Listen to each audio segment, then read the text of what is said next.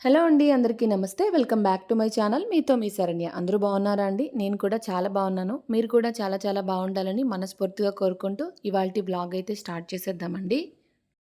So, ఇవాల్టి ఈ వీడియోలో చెల్లి వాళ్ళ గృహప్రవేశం తర్వాత అమ్మవారికి బోనం సమర్పించడానికి టెంపుల్‌కైతే వెళ్తున్నామనమాట.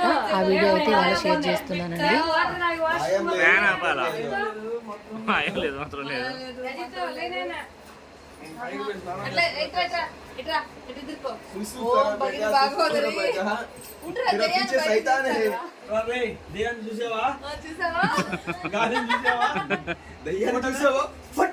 చూడు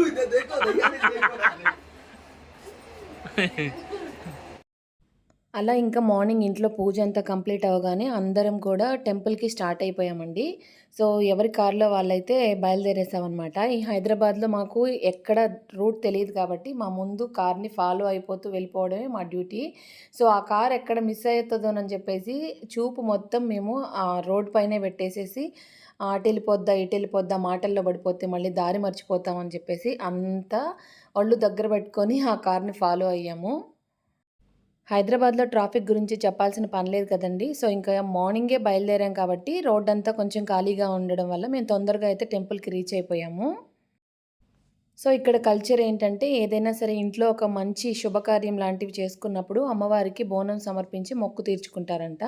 సో, ఇంతవరకు నేనైతే ఎప్పుడూ దగ్గరుండి ఇలాంటి పూజలు ఇవి చూడలేదనమాట.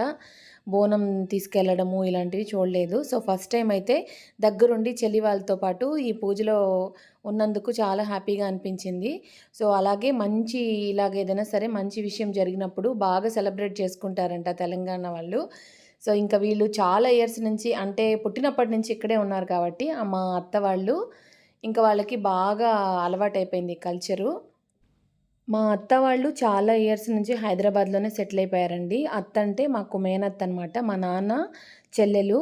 సో, మా అత్త వాళ్ళ అబ్బాయికే మా చెల్లినిచ్చి మ్యారేజ్ చేశాము. కాబట్టి అంతా మా వాళ్ళే.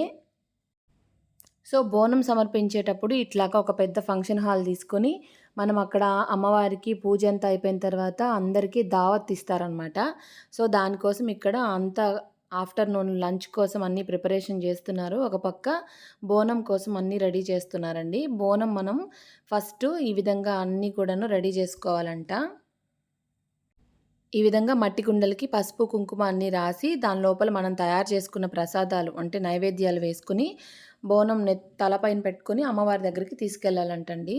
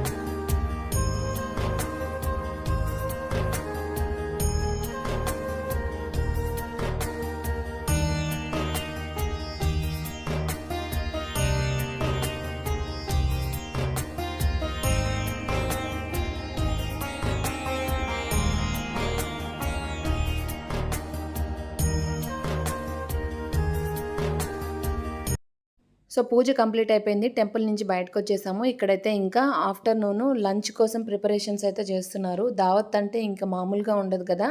సో చాలా వెరైటీస్ అయితే చేస్తున్నారనమాట.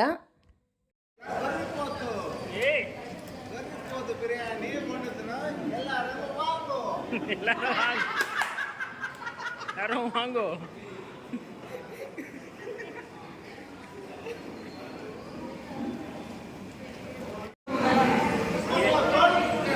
Ini tira.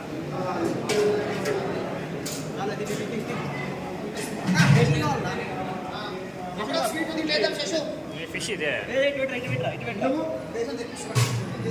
ఇది మటన్ ಇದೆ. చికెన్. ఇది రొయ్యలా? చికెన్ అంతే చికెన్ వచ్చేసింది అంటే మనం